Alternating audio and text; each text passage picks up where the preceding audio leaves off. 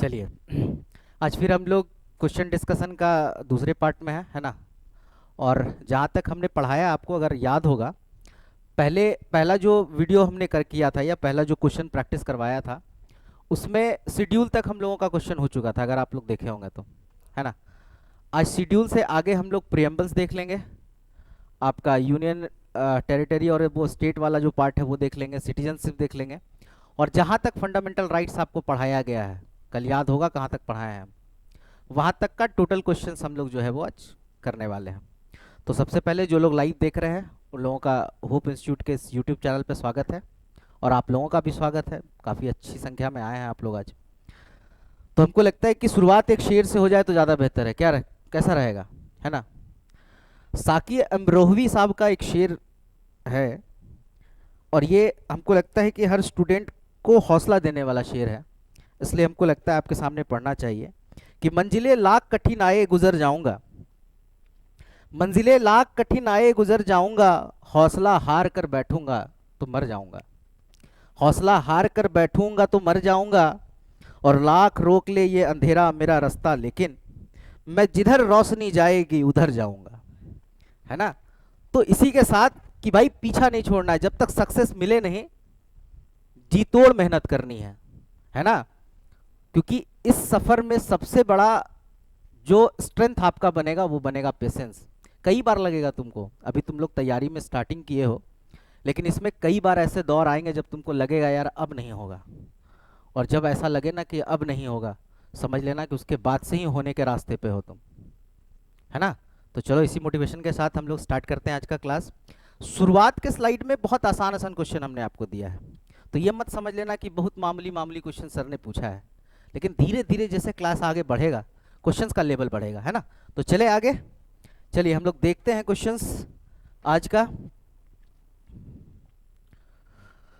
और हम ये उम्मीद कर रहे हैं कि आप लोग पढ़ कर आए होंगे, है ना। पढ़ के आए हैं ना, पक्का।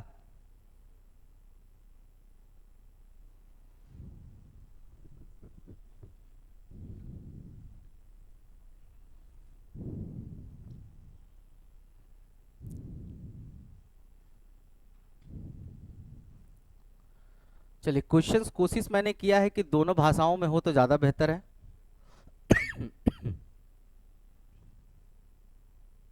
चलिए फर्स्ट क्वेश्चंस पहला देखते हैं, और कुछ क्वेश्चंस ऐसा भी मैंने दिया है जो आपको ये समझ में आए कि कुछ क्वेश्चन प्रिडिक्ट नहीं किया जा सकता है कि एसएससी कहाँ से पूछेगा, है ना। तो वैसे क्वेश्चंस के लिए भी आप तैयार रहें, कोई दिक्कत। छोटा छोटा लग रहा है, दिख रहा है प्रॉपर। चलिए पहले क्वेश्चंस पे आते हैं। कह रहा है कि which one of the following was not the part of constitution assembly responsible for the drafting the Indian constitution. निम्नलिखित में से कौन भारतीय संविधान के प्रारूप के लिए जिम्मेदार संविधान सभा का हिस्सा नहीं थे। अगर आपने पूरा अगर पढ़ा होगा उस समय आपको पता चला होगा कि हमने एक आदमी इसमें से, जैसे अगर महात्मा गांधी हैं पहला ऑप्शन, अब सरदार पटेल हैं, नेहरू साहब हैं, डॉक्टर अंबेडकर हैं, इन सब में अगर देखोगे तो एक बंदा ऐसा है जो हर जगह मिसिंग आपको नजर आएगा, और वो होंगे महात्मा गांधी, है ना। क्योंकि महात्मा गांधी, हमने बताया था आपको कि महात्मा गांधी के पास जब संविधान निर्माण से पहले लोग जाते हैं तो बापू जो है वो जाने से मना कर देते हैं, लेकिन वो एक सजेशन देते हैं उन लोगों को। वो कहते हैं कि जब तुम संविधान बना रहे होगे तो पंक्ति में खड़े सबसे अंतिम व्यक्ति के बारे में सोच लेना, और उसके अनुसार तुम संविधान बनाना, तो वो इस भारत में रहने वाले सभी लोगों के लिए बराबर तरीके से काम करेगा। उनका उनका माइंडसेट देखिए कितना कितना बेहतरीन सजेशन के साथ वो लोगों को भेजते हैं कि अगर आप किसी गरीब तबके के सबसे अंतिम आदमी के लिए अगर संविधान बना रहे हो ना, तो सोसाइटी के सभी लोगों के लिए वो संविधान क्या होगा। तो एक व्यक्ति ऐसे थे महात्मा गांधी जो कॉन्स्टिट्यूशन असेंबली के आप देखोगे कि मेंबर के तौर पर नहीं होंगे। तो कौन सा आंसर हो जाएगा इसका, महात्मा गांधी। चलिए अब देखिए दूसरा क्वेश्चन जो है वो मैंने जानकर ऐसा डाला है, और चूंकि ये आया है, देखिए सीपीओ जो आपका लेता है एग्जाम्स 7 जून 2016, ये पूछा है क्वेश्चन, तो कभी कभी इस तरह के क्वेश्चंस भी आपको मिलेंगे। क्या पूछ रहा है जरा देख लीजिए। Who was the first finance minister of India before the partitions, कि भारत के विभाजन से पहले, है ना, क्या हुआ, विभाजन से पहले अगर देखा जाए तो कौन फाइनेंस मिनिस्टर थे। मोहम्मद अली जिन्ना, अलामा इकबाल, आगा खां थर्ड, और लियाकत अली खान। तो ये क्वेश्चन अब चूंकि आप देखोगे कि मैंने स्लाइड में आपको नहीं पढ़ाया है, नहीं पढ़ाया ना, जब मैं पढ़ा रहा था तो ये क्वेश्चन आपको कहीं नहीं मिलेगा, लेकिन ये क्वेश्चन एसएससी पूछ रहा है। तो कुछ इस तरह के क्वेश्चंस भी जो है आपको आउट ऑफ द बॉक्स जाकर पढ़ने होंगे, है ना, इसलिए स्लाइड में हमने डाल दिया। तो आंसर क्या आ रहा है इसका? लियाकत अली खान। चलिए वेरी गुड।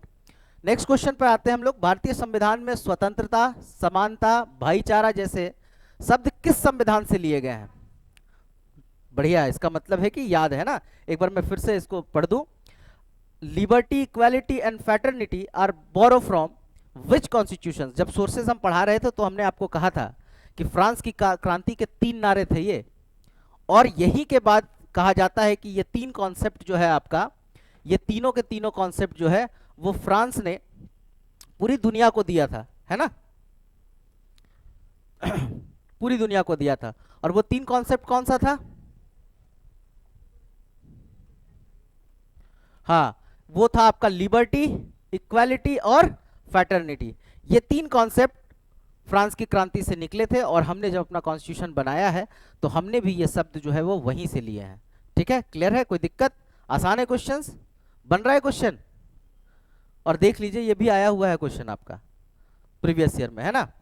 चलिए, directive principle of state policy. देखिए कुछ क्वेश्चंस ऐसे होंगे, अब आप कहेंगे sir directive principle of state policy तो आप पढ़ाए नहीं है, लेकिन मैं इससे पहले जब भी इन चीज़ों की चर्चा, पार्ट ऑफ हमने कॉन्स्टिट्यूशन पढ़ाया था ना, पार्ट 1, पार्ट 2, पार्ट 3 ऐसे करके, उस समय में इतनी जानकारी आपको दे दी थी कि ये क्वेश्चन आपसे बन जाए। समझ रहे हैं? तो चलिए देख लेते हैं कि directive principle of state policy we are borrow from which constitutions. ये तो पढ़ाया था सोर्सेज में हम लोगों ने। देखिए आंसर्स भी आप लोगों को याद है ना। तो इसका आंसर क्या हो जाएगा आपका? आयरलैंड हो जाएगा, है ना। चलिए वेरी गुड। नेक्स्ट क्वेश्चन पे आते हैं। Fundamental rights were borrow from which country. मौलिक अधिकारों का विचार किस देश से लिया गया था? इजी क्वेश्चन है, इसका मतलब है कि याद है आप लोगों को, है ना। तो चलिए क्या हो जाएगा इसका आंसर? अमेरिका। चलिए वेरी गुड। नेक्स्ट क्वेश्चन पे आते हैं हम लोग। बढ़िया से पहले क्वेश्चंस को हम पढ़ते हैं, उसके बाद आप लोग आंसर दीजिएगा, है ना। क्या है? The idea of rule of law was adopted from which country. कानून के शासन का विचार किस देश से अपनाया गया था? अब पहला ऑप्शन है आपका यूनाइटेड किंगडम, रूस है, कनाडा है, अमेरिका है। अब क्या होता है कि इसमें कंफ्यूज करना शुरू करोगे सब। अभी देखो एक आंसर कनाडा आ रहा है ना, लेकिन रूल ऑफ लॉ जो है, और कोई आंसर किसी का? अच्छा, कितने लोगों को लगता है ए होगा? बस 2 लोगों को, और बाकी लोगों को? अरे रूल ऑफ लॉ जो है ना, वो हम लोग यूके से लिए हैं। हमारे, चूंकि आपको हमने पहले भी बताया था कि हमारे यहाँ जो शासन चलता था वो ब्रिटिशों का था, तो वो जो पार्लियामेंट्री सिस्टम है और कॉन्स्टिट्यूशन वाला सिस्टम है, ये सिस्टम हम लोगों ने जो है वो यूके से ही लिया है। रूल ऑफ लॉ तो यही था ना, रूल के अकॉर्डिंग हम लोग जो है अपना लॉ पूरा करेंगे। तो ये कॉन्सेप्ट हम लोगों ने कनाडा से नहीं लिया है, हम लोगों ने कहां से लिया है? यूनाइटेड किंगडम से। कोई दिक्कत है? चलिए नेक्स्ट क्वेश्चन की तरफ बढ़ते हैं। समझ में आ रहा है? क्वेश्चन भी बन रहा है, इसका मतलब है कि पढ़ा हुआ काम आ रहा है ना। चलिए, क्या है? The process of constitution amendment borrow from which country. भारतीय संविधान में संशोधन की प्रक्रिया किस देश से ली गई है? अब इसमें ऑप्शंस देखिए, ऑस्ट्रेलिया है, फ्रांस है, दक्षिण अफ्रीका है, यूनाइटेड किंगडम है। मतलब ऑस्ट्रेलिया, फ्रांस, साउथ अफ्रीका और यूनाइटेड किंगडम किससे लिया गया है? चलिए एक आंसर आया साउथ अफ्रीका, और याद नहीं है? कैसे याद होगा? पढ़िएगा नहीं तो याद नहीं होगा ना। तो ये हम लोगों ने लिया है किससे? साउथ अफ्रीका से लिया है ना। घर पे जाइएगा जरा नोट्स उलट कर देखिएगा एक बार, वहां मिलेगा आपको ये चीजें, है ना। चलिए आगे बढ़े। क्या वो बन रहा है? चलिए, judicial review was borrow from which country. न्यायिक पूर्वालोकन की शक्ति किस देश से ली गई है? ऑस्ट्रेलिया, जर्मनी, जापान या अमेरिका? याद करिए, हमने आपको बताया था कि जो भी हमारा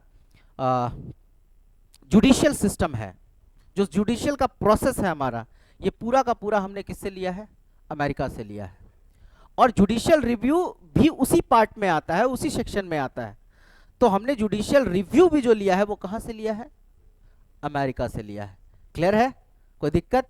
जुडिशियल से रिलेटेड कुछ चीजें आए, सीधा अमेरिका मारिए, है ना, क्योंकि वहां का जुडिशियरी जो है ना वो काफी पावरफुल है। आप अगर वहां देखोगे तब आपको समझ में आएगा कि वहां का जुडिशियल सिस्टम जो है वो माने इन कंपेयर भारत के जुडिशियल सिस्टम से काफी ज्यादा स्ट्रांग है ना। चलिए, और देखिए ये भी आपका एमटीएस में पूछा गया क्वेश्चन है। मतलब सोर्सेज जो चैप्टर आपको हमने पढ़ाया है उसमें हर जगह से क्वेश्चन पूछा जा रहा है, हर एग्जामिनेशन से पूछा जा रहा है। इसलिए इस बात के लिए तैयार रहिए कि आप भी जब एग्जाम दोगे तो इस तरह के क्वेश्चंस आपसे पूछे जा सकते हैं, है ना। चलिए आगे देखते हैं हम लोग। What types of the citizenship is provide in India? Bharat में किस तरह की नागरिकता जो है वो प्रोवाइड की जाती है? नया नया पढ़े हो, कल ही बताए थे और यहीं से शुरुआत भी किए थे, है ना। तो देख लेते हैं, ऑप्शन में है, इंग्लिश का ऑप्शन नहीं दिया। अस्थायी नागरिकता मतलब टेम्पोररी आपको दिया जाता है, नहीं भाई। एकल नागरिकता सिंगल सिटीजनशिप दिया जाता है।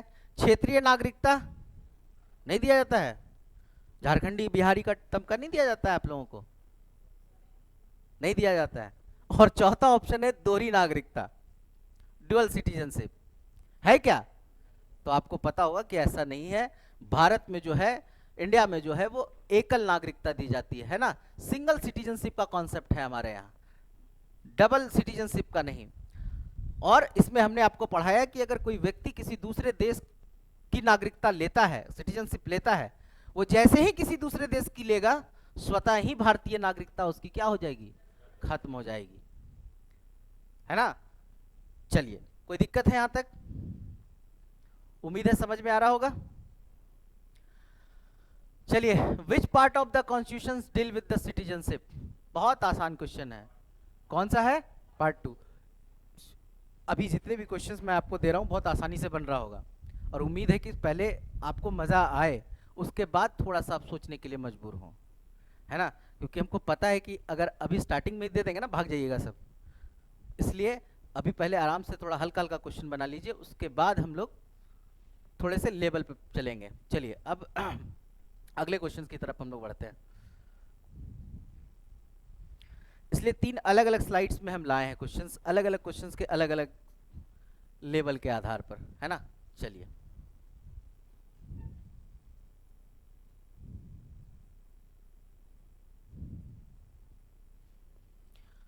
चलिए पहला क्वेश्चन, अभी आसान क्वेश्चन मिलेंगे, अभी एक एक लाइन में आप लोग बनाइएगा। पहले क्वेश्चन मैं आराम से क्वेश्चन पढ़ता हूं, आराम से मैं क्वेश्चन, क्योंकि देखिए कुछ बच्चे जान रहे हैं कुछ नहीं जान रहे हैं, कुछ का पहला क्लास है, कुछ लोग पहले क्लास करके आ चुके हैं, तो सबको लेके चलना होगा। जब मैं क्वेश्चन पढ़ लूँ तब आप लोग आंसर बता दीजिएगा, है ना, क्योंकि हम कुछ अवार्ड लेके तो यहाँ बैठे नहीं है आप लोगों को देने के लिए, है ना। चलिए क्या है पहला question? How is India describe in the constitution? Bharat को संविधान में किस रूप में वर्णित किया गया है? याद करिए जब, वाह गुड, ऑप्शन पहले ही आप लोगों ने बता दिया, यूनियन ऑफ स्टेट। और हमने पढ़ाया था कि ये कौन सा आर्टिकल है आपका?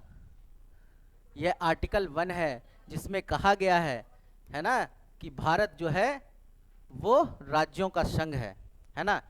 India that is Bharat shall be the union of state, पहले ही आर्टिकल्स में ये चीजें कही गई है। तो किस तरीके से डिस्क्राइब किया गया है कि भारत क्या है आपका? यूनियन ऑफ स्टेट है। क्लियर है? चलिए और देख लीजिए, मैं सिर्फ बोल नहीं रहा हूं, सीजीएल का क्वेश्चन है 2022 का, बहुत ज्यादा पुराना क्वेश्चन नहीं है, 2022 में पूछा गया है। कैसे एक एक आर्टिकल से क्वेश्चन बन रहा है, समझ रहे हैं आप लोग?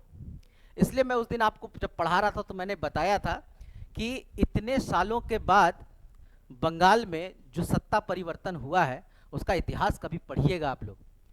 Bharatiya Janata party first time वहां पर सरकार बना रही है। इससे पहले ममता बनर्जी, और ममता बनर्जी से पहले लेफ्ट पार्टियों की सरकारें वहां हुआ करती थी। और हमने आपको बताया था कि उनको इस आर्टिकल से बड़ा आपत्ति था। वो कहते थे भाई यूनियन ऑफ स्टेट क्यों होगा, इसको फेडरल ऑफ स्टेट करो। और फेडरल ऑफ स्टेट करने से क्या होता, इस बात की चर्चा मैंने क्लास में आपको बताई थी कि अगर वो फेडरल ऑफ स्टेट होता तो क्या चीजें होती।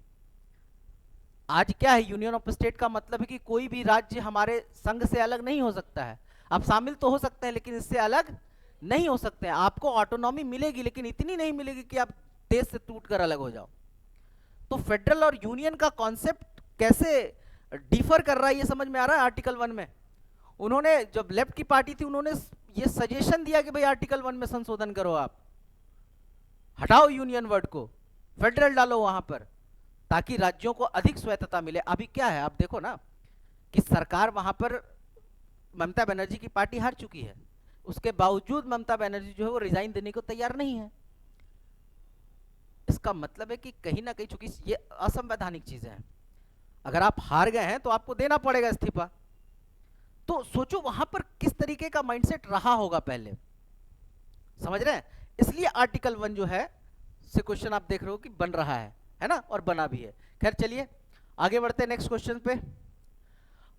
आर्टिकल 1 जो है आपका किस चीज से डील करता है? Citizenship, union and it's territory, fundamental rights and, और ये देखिए रेलवे में पूछा गया क्वेश्चन है। आज मैंने जान की कोशिश किया है कि सिर्फ एसएससी नहीं, रेलवे के भी कुछ क्वेश्चन, और यकीन मानिए इसके बाद पीसीएस का भी क्वेश्चन कुछ दिखाएंगे आप लोगों को, ताकि आपको समझ में आ जाए कि आप जो पढ़ रहे हैं उससे सभी लेवल के क्वेश्चन बन सकते हैं, बशर्ते थोड़ा कम और थोड़ा ज्यादा पढ़ना होता है। रेलवे में भी सेम क्वेश्चन पूछा है ना, आर्टिकल 1 से ही है ना, कि भाई क्या है पहले आर्टिकल्स में जो आपको डील करता है वो क्या देता है? यूनियन एंड इट्स टेरिटरी के बारे में बताता है। क्लियर है? चलिए नेक्स्ट आते हैं हम लोग। एसएससी जीडी का क्वेश्चन है ये।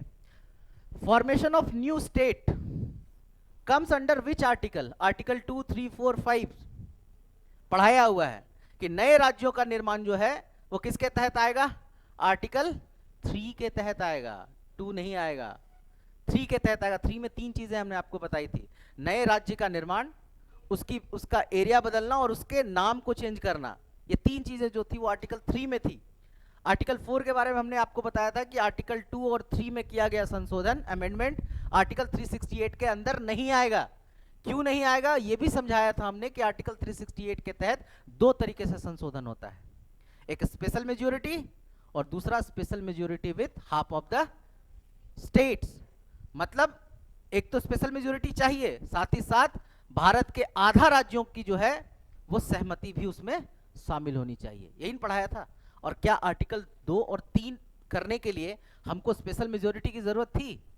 हम सिंपल मेजॉरिटी से यह काम कर सकते थे। इसलिए आर्टिकल 3 और 4 और 2 के थ्रू जो संशोधन किया जाता था, अमेंडमेंट किया जाता था, वो आर्टिकल 368 के तहत नहीं होता था। समझाया हुआ था ना क्लास में? कोई दिक्कत है यहां तक? बढ़े आगे, चलिए नेक्स्ट क्वेश्चंस की तरफ बढ़ते हैं। Citizenship provisions are mentioned in which parts? आसान क्वेश्चन है, पार्ट 2। अभी बहुत आसान क्वेश्चन मिलेगा ताकि आपको लगे। और देखिए ये क्वेश्चन पहले देख लीजिए कि ये भी क्वेश्चन जो है आपका वो आया हुआ है।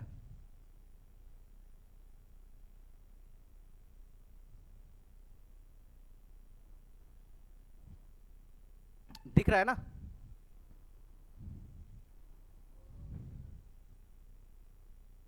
चलिए ये भी किस में आया हुआ है? ग्रुप डी का क्वेश्चन है। तो खैर ग्रुप डी में आने लायक ही क्वेश्चन है ये, क्या है ना, आसान क्वेश्चन है। चलिए नेक्स्ट क्वेश्चन पे आते हैं। Single citizenship is borrow from which country? कुछ इस तरह के भी क्वेश्चंस हो जाए भाई, ज्यादा अच्छा है ना। इसमें भी सोर्स के क्वेश्चन आपको मिलेंगे। सिटीजनशिप का कॉन्सेप्ट हम लोगों ने किससे लिया है?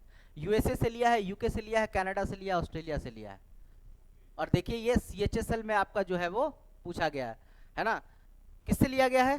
एक क्वेश्चन, एक आंसर आया है यूके, और कोई है ना, यूके ही होगा। हम लोगों ने वहीं से सिंगल सिटीजनशिप का जो है वो कॉन्सेप्ट लिया, और ये हमने आपको बताया था कि क्यों हम लोगों ने सिंगल सिटीजनशिप वहां से लिया है ना, क्योंकि बहुत सारी चीजें जो है, एक तो जो इंडियन गवर्नमेंट का एक्ट था 1935, वहीं से हमने सब कुछ ले लिया है। तो हम उसमें भी आपको बहुत सारी ऐसी चीजें मिलेंगी ना, जो जैसा ब्रिटेन में चलता था, यूके में चलता था, एज इट इज हम लोगों ने वैसा ही ले लिया। और ये देखा जाता है कि आप जिस दोस्त के साथ रहोगे ना, उसकी अच्छी और बुरी संगति का असर आप पे होगा।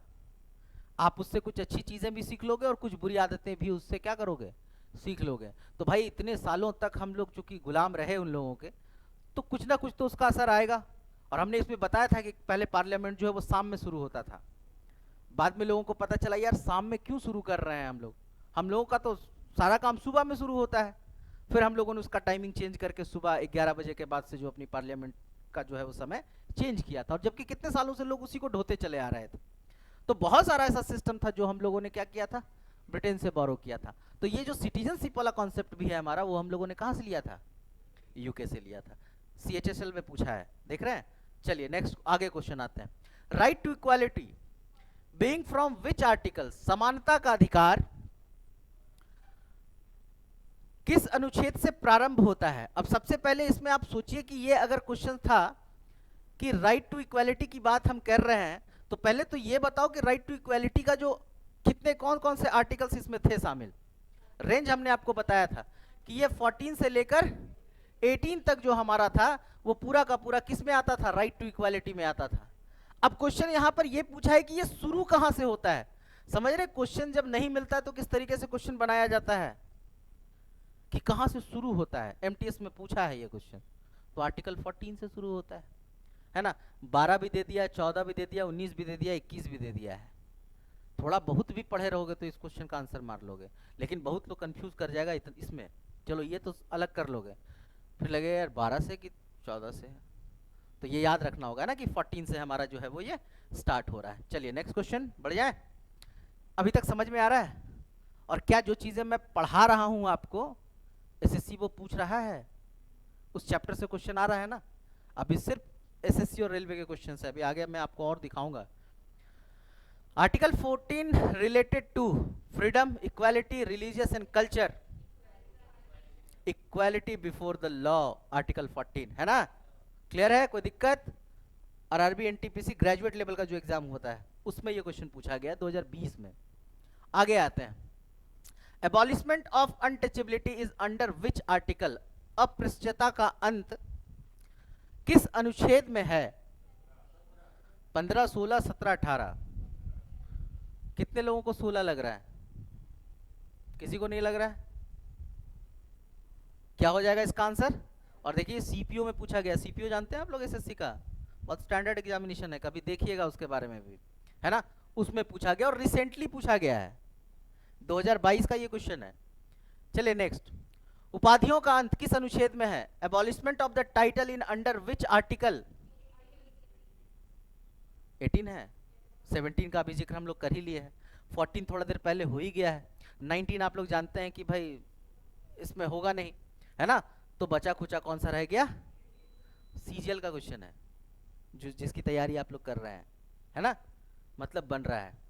चलिए, how many freedom are provided under the article 19? 5, 6, 7, 8, 7। अरे पहले 7 था, उसमें से एक हटाया गया है ना, तो इसका आंसर क्या हो जाएगा? कोई दिक्कत है? RRB में पूछा गया क्वेश्चन है। Right to life and the personal liberty is under which article? जीवन और व्यक्तिगत स्वतंत्रता का अधिकार किसमें है? कल लास्ट जब क्लास हम लोग किए हैं तो यहीं पर एंड किए हैं, है ना, आर्टिकल 21 पर, है ना। कोई दिक्कत है? आसान क्वेश्चन है। चलिए नेक्स्ट बढ़ते हैं। Right against the exploitation is covered under which article? शोषण के विरुद्ध अधिकार किस अनुच्छेद में है? 19 से 22, 23 से 24, 25 से 28 और 29 से 30। किसमें? 23 से 24 कि 19 से 22? कितने लोगों को 19 से 22 लगता है? हाथ खड़ा कीजिए। वाह, बहुत लंबा हाथ खड़ा किए हो यार। और कितनों को 23 से 24 लगता है? वाह, इसमें भी बराबर संख्या में। और किसी को 25, 28 और 29, 30 नहीं लगता है ना। अरे ये 19 आपका फ्रीडम वाला पार्ट था, ये इसमें कहां शोषण की बात की गई थी? ये शोषण वाली बात आपका जो है आर्टिकल 23 और 24 में था। कल के स्लाइड्स देखिएगा जाकर, उसमें लिखा हुआ है, हमने पार्ट पूरा हर सेक्शन को दिया है और उसमें ये बताया गया है आपको कि ये पार्ट जो है वो किसमें है? आर्टिकल 23 और 24 में दिया गया है ना। चलिए कोई बात नहीं, आदमी कभी कभी भूल जाता है, उसमें कोई बड़ी बात नहीं है। नेक्स्ट क्वेश्चन की तरफ बढ़ते हैं। Prohibition of the child labour is under which articles? अभी पढ़ाया नहीं गया है, लेकिन चलिए फिर भी क्वेश्चंस अगर आप ऑप्शन देखोगे तो आपको समझ में आ जाएगा, है ना। बताइए किसके अंदर है? मतलब थोड़ा बहुत आगे भी पढ़ के रखे हैं आप लोग, है ना। चलिए आगे बढ़ते हैं। कहां तक पहुंच गए हम लोग? 30 नंबर तक ना। चलिए ठीक है, आगे बढ़े। देख लिए CHSL का क्वेश्चन है, एक आध दो क्वेश्चन आगे का मिल सकता है। Freedom of religious is covered under which article? 23, 24, 25, 28, 29, 30 या 32? बताइए, आसान क्वेश्चन है।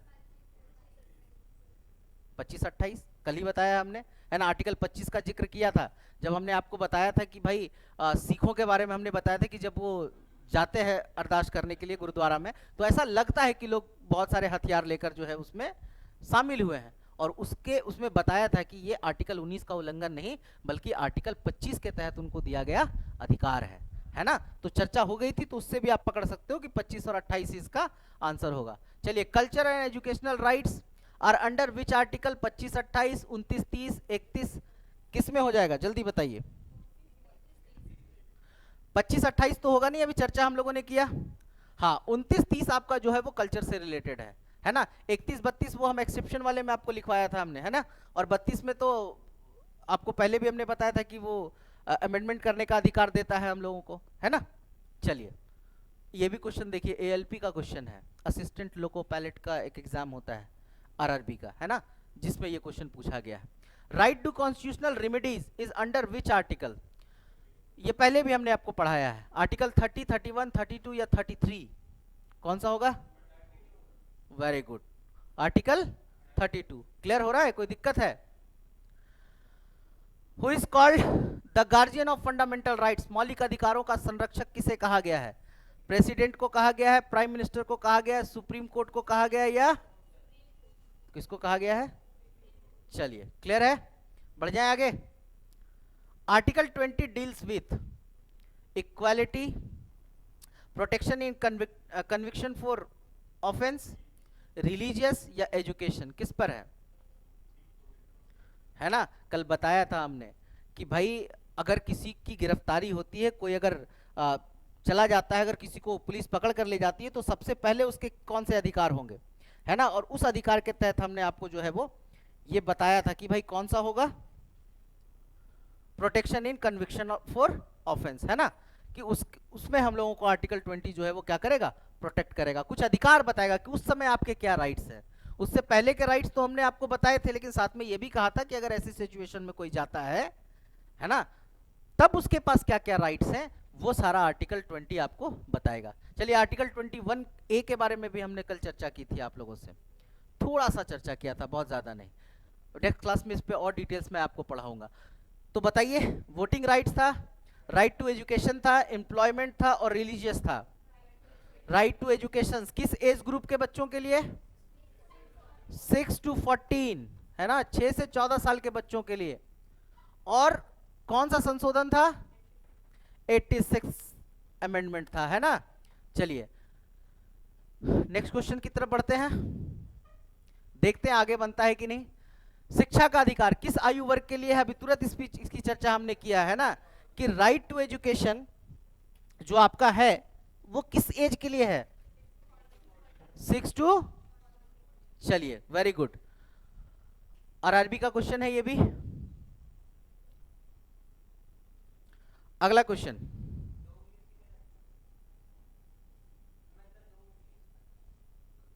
चलो इतना में तो हो ही जाएगा, है ना। Part 3 of the constitution deals with, चलिए एक बार में आप लोगों ने बता दिया, है ना, कौन सा है? Fundamental rights. चलिए, article 15 deal with provision of the discrimination, abolishment of title, education या सिटीजनशिप, है ना। बताया गया था कि डिस्क्रिमिनेशन आपका नहीं होगा, इसके 5 आधार आपको बताए गए थे, है ना। तो इसका आंसर क्या हो जाएगा? प्रोविजन ऑफ, चलिए बन रहा है क्वेश्चन। इसका मतलब जहां तक पढ़े देख लीजिए, ये भी क्वेश्चन कहीं आया होगा, MTS का क्वेश्चन है ये। सरकारी नौकरियों में समान अवसर किस अनुच्छेद में है? आर्टिकल 14, 15, 16 या 17? RRB NTPC, क्या? नहीं भाई, वो तो आर्टिकल 15 अभी तुरंत चर्चा हमने किया कि वो भेदभाव नहीं किया जा सकता है। यहां आरक्षण की बात की जा रही है आपसे। आरक्षण कौन सा होगा? हमने कल ही बताया था आपको कि आरक्षण वाला जो है वो आर्टिकल 16 के तहत आएगा, है ना, कि सरकारी नौकरियों में जो है वो आरक्षण की बात जो है वो आर्टिकल, असल में ये समान अवसर की बात करता है।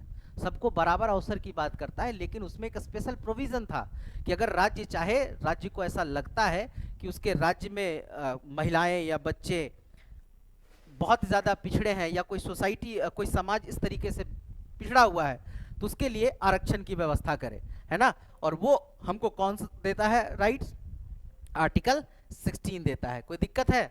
बन रहा है क्वेश्चंस प्रीवियस ईयर्स ही है ना, बन रहे हैं ना, इसका मतलब है कि सही ट्रैक पे हैं आप लोग। इसलिए पढ़िए, जितना पढ़िएगा उतना फ्लुएंटली बनेगा क्वेश्चंस। और यकीन मानिए आप जिस लेवल की तैयारी कर रहे हैं ना, पॉलिटी में इस तरह से ज़्यादा टफ क्वेश्चन नहीं जाएगा। इसलिए मैंने अभी जो जितना भी क्वेश्चन आप पढ़ रहे होंगे उसमें बहुत आसान आसान क्वेश्चन आपको मिल रहा होगा, है ना, जो बन जाएगा। चलिए आगे बढ़ते हैं। Provision of the force labour is under which articles? Article 21, article 22, 23, 24, कौन सा है? चलिए 24 अभी पहले हम लोगों ने पढ़ा था, इसलिए कौन सा ऑप्शन होगा? 23 हो जाएगा। चलिए, protection against the arrest and the detention is under which article? 20, 21, 22, 23, 20 है ना। अरेस्टिंग वगैरह से रिलेटेड एक ही आर्टिकल तो पढ़े हैं हम लोग, आर्टिकल 20। चलिए नेक्स्ट आते हैं हम लोग। Who has the power to alter the Indian territory? Bharat के क्षेत्र में परिवर्तन करने की शक्ति किसके पास है? प्रेसिडेंट के पास है, सुप्रीम कोर्ट के पास है, पार्लियामेंट के पास है, या स्टेट लेजिस्लेचर के पास है? पार्लियामेंट के पास है। हम लोगों ने जब पढ़ा था ये आर्टिकल्स उस समय बताया था हमने कि हमारे संसद को ये पावर दिया गया है कि वो का गठन कर सकता है, उसके बाउंड्रीज को चेंज कर सकता है, उसके नाम को चेंज कर सकता है ना। चलिए वेरी गुड, आरआरबी में पूछा गया है क्वेश्चन। अनुच्छेद 5 से 11 किससे संबंधित है? Article 5 to 11 deal with citizenship. आसान क्वेश्चन है, सीएचएसएल का क्वेश्चन है। चलिए आगे। मौलिक अधिकारों को लागू करने हेतु कौन सी रीट जारी की जाती है? Which writs is issue to the enforce the fundamental rights? Mandamus, ये अभी पढ़ाया नहीं गया है आप लोगों को, लेकिन बाद में आप लोगों को पढ़ा देंगे। अभी सिर्फ जो है आप जान के रखो कि इसका आंसर क्या होगा, हैबियस कॉर्पस, है ना। तो फिर बाद में जब हम पढ़ाएंगे आप लोगों को तो बता देंगे। आर्टिकल 17 डील विथ अनटचेबिलिटी, ये क्वेश्चन पहले भी आ गया है हम लोगों के पास। Fundamental rights in Indian constitution are inspired by which country? Fundamental rights हम लोगों ने कहां से लिया है? यूएसए से। अगर नोट्स पढ़ा होगा आपने। चलिए, ये अभी जो स्लाइड हम लोगों का खत्म हुआ है ना, असल में ये वार्म अप वाला अभी तक खत्म हुआ है। अब कुछ क्वेश्चन थोड़े से मैं अभी भी मैं पूरे लेवल पर नहीं गया हूं, ठीक है। कोई दिक्कत है? समझ में आ रहा है? बोर तो नहीं हो रहा है? चलिए, अभी आप जो पढ़े होंगे ना उस पर कॉन्फिडेंस आ रहा होगा आपको। आपको ये समझ में आ रहा होगा कि भाई जो पढ़े हैं वो काम आ रहा है हमारा। क्या नहीं आ रहा है? कुछ कुछ बोलते रहिए, आप लोग बोलिएगा तब ना हमको भी समझ में आएगा कि हाँ जो चीज़ बता रहे हैं आपको वो सही है। अरे ये वही वाला खुल गया क्या? नहीं,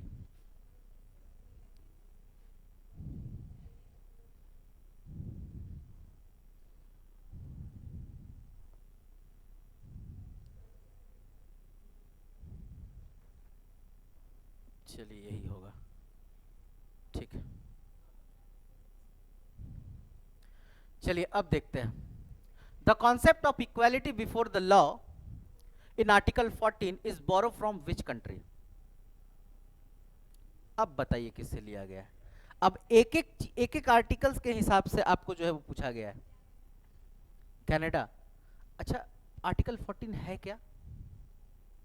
थोड़ा सा कॉमन सेंस लगाओ ना। अभी तुरंत चर्चा की है, क्वेश्चन का फॉर्मेट बदला, दिमाग उड़ गया आप लोगों का। यूपी पीसीएस जो Uttar Pradesh public service commission है उसका क्वेश्चन है।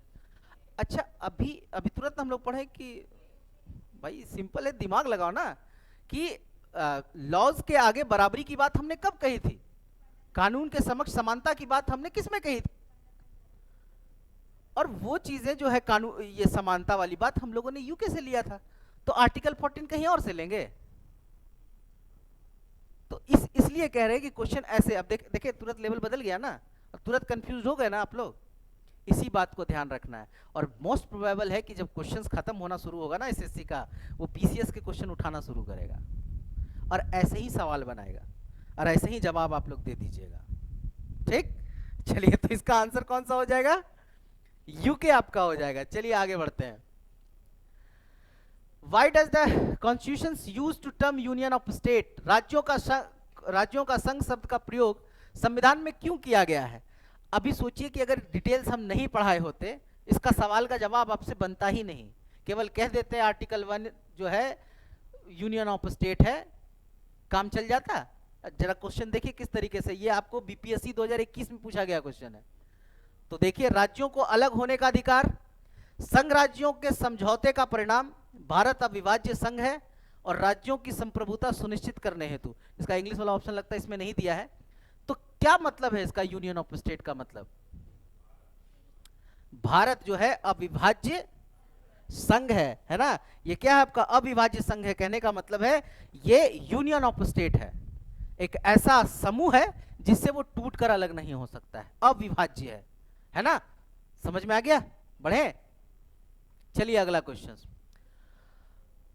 Whose recommendation is necessary under the Article 3 for the altering state boundaries?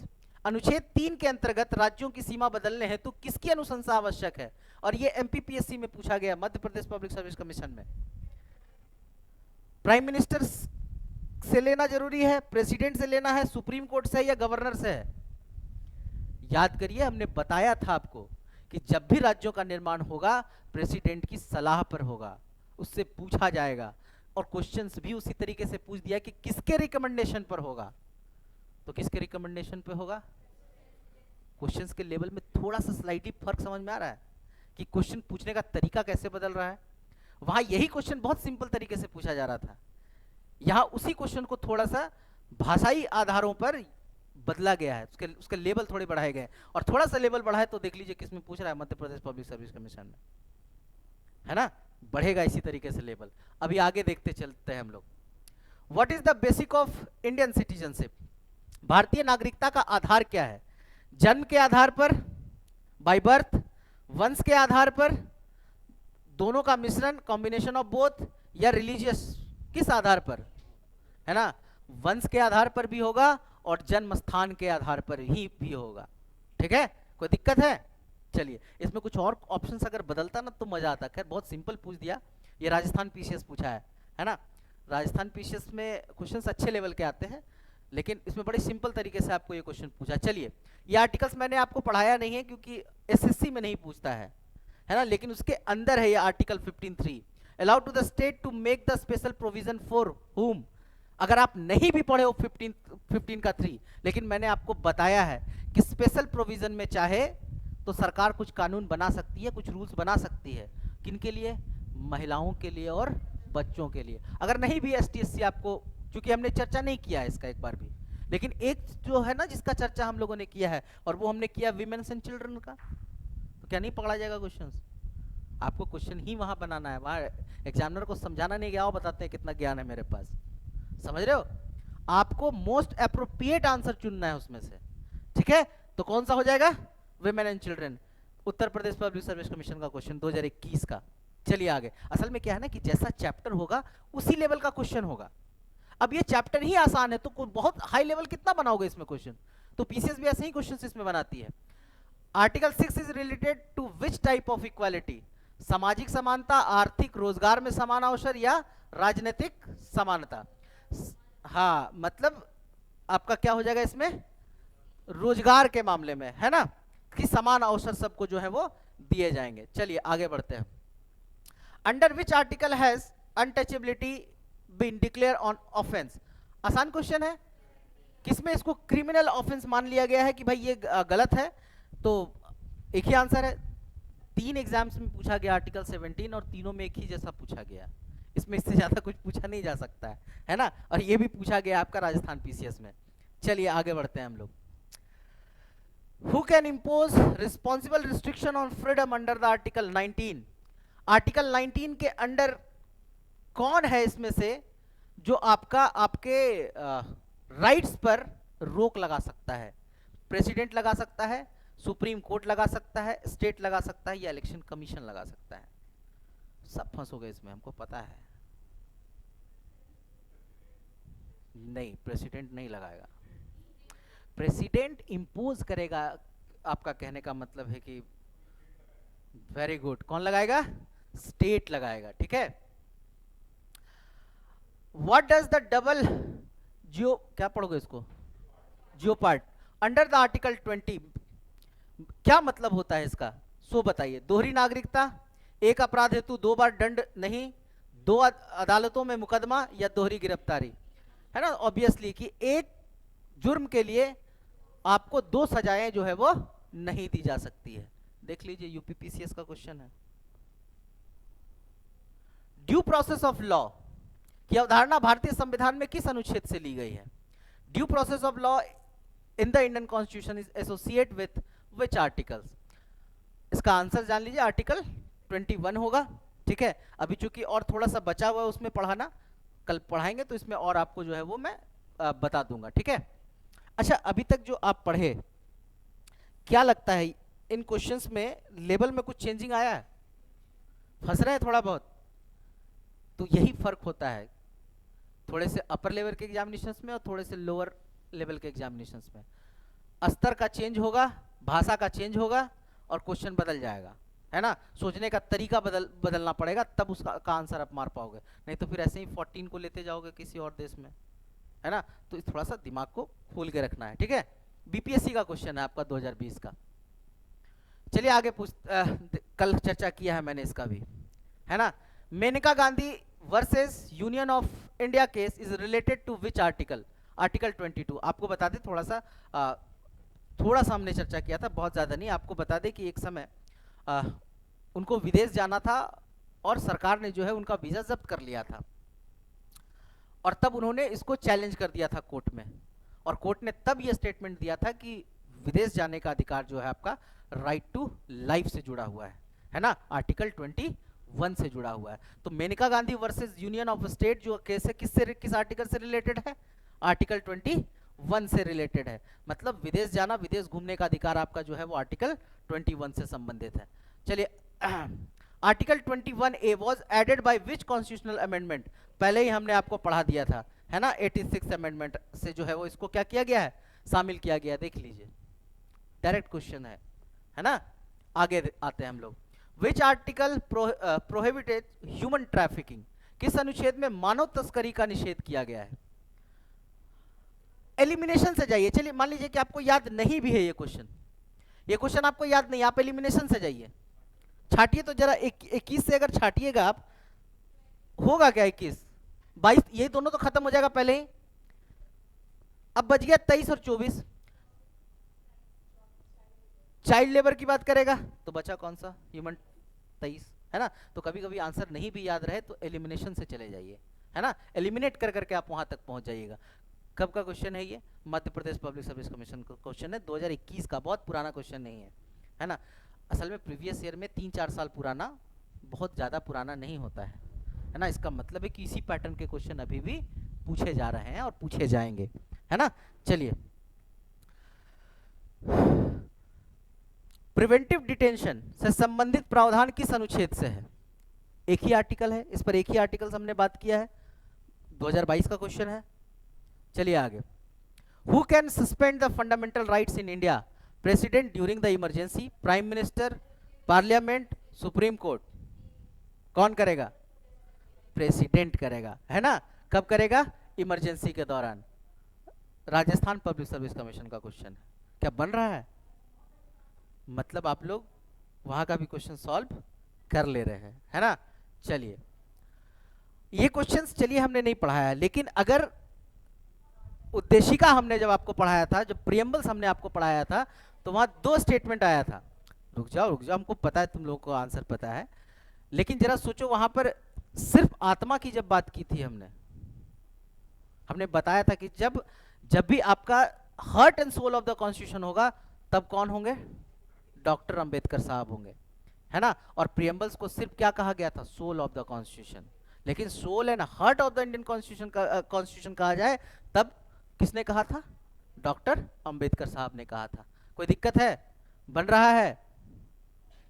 BPSC 2021।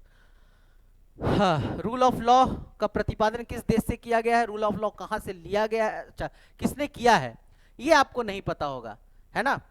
तो एवी एवी डाइशी जो है उन्होंने ये जो है वो रूल्स आपको जो है वो दिया है ना। देखिए नाम के आधार पर भी जो है कभी कभी पूछ लेता है कि भाई बताओ किसने दिया था ये कॉन्सेप्ट, है ना। क्या हुआ, कोई दिक्कत? चलिए, आर्टिकल 18, कौन सी उपाधि समाप्त नहीं की जा सकती है? मैंने कल नोट्स में भी लिखवाया है आपको ये बात, है ना। कौन सा है? सर का है, राय बहादुर का है, मिलिट्री टाइटल है, या महाराजा का है? राय बहादुर लिखवाया है हमने नोट्स में, देखना आप लोग जो हमने आपको भेजा है ना मटेरियल, उसमें राय बहादुर हमने आपको जो है वो लिखवाया गया है कि भाई राय बहादुर का जो है ना वो उपाधि आप, अच्छा कौन सा ले सकते हो क्या? अनुच्छेद 18 के अंतर्गत कौन सी उपाधि समाप्त नहीं की गई है? सॉरी फॉर दैट, कौन सी समाप्त नहीं की गई है? तो मिलिट्री टाइटल आपका जो है वो नहीं हटाया गया है ना। मिलिट्री टाइटल आप जो है वो ले सकते हो, महाराजा हटा सकते हो, राय बहादुर भी हटा सकते हो, है ना। सर वाला थोड़ा सा हमको कॉन्ट्रडिक्ट लग रहा है, लेकिन ऐसे सर कोई उपाधि नहीं है ना। तो अभी तक नहीं हटाया गया है, जो कौन सा आपका मिलिट्री का है। चलिए ज्यादा नहीं है, अब एक दो क्वेश्चंस है उसके बाद खत्म करेंगे हम लोग। Fundamental rights in India are enforced by which court? High court, supreme court, both supreme court and high court and district courts. अगर किसी को लग रहा हो सुप्रीम कोर्ट हाई कोर्ट दोनों, तो पहले समझ लो आप अपने फंडामेंटल राइट्स की अर्जी लेकर वहां जा सकते हो हाई कोर्ट और सुप्रीम कोर्ट में, लेकिन फंडामेंटल राइट्स पे जब इन्फोर्स करने की बात होगी आप किस में जाओगे? सुप्रीम कोर्ट पे जाओगे, ठीक है। चलिए, पढ़ाया हुआ नहीं है लेकिन जब पढ़ाएंगे तो बता देंगे। फिलहाल आपको इसका आंसर याद रखना होगा, हैबियस कॉर्पस, है ना। Which writs means produce the body, कहने का मतलब सशरीर प्रस्तुत होना, है ना। मतलब आपको वहां पर उपस्थित होकर बताना पड़ेगा कि हम हैं, है ना। ये किस रीड्स के तहत आएगा? तो हैबियस कॉर्पस के तहत आएगा। उम्मीद है कि जितना क्वेश्चंस अभी हमने, फर्स्ट स्लाइड में 10 क्वेश्चन थे, फिर 30 था, फिर 20 था, टोटल कितना क्वेश्चन आप लोगों ने किया? 60 क्वेश्चंस हम लोगों ने कर लिए हैं। और इतना से आपको ये समझ में आ गया होगा कि अगर आप पूरा नोट्स पढ़े होते तो हो सकता है कि 60 में 58 59 तक आप बना देते, बना लेते ना। तो बन जाएगा इसका मतलब। मजा आया आज के सेशन में? तो चलिए आज यहीं तक रखते हैं हम लोग। नेक्स्ट जब हम लोग जहां तक पढ़ेंगे फिर उसके बाद का क्वेश्चन करेंगे, ठीक है। चलिए, दैट्स ऑल फॉर टुडे।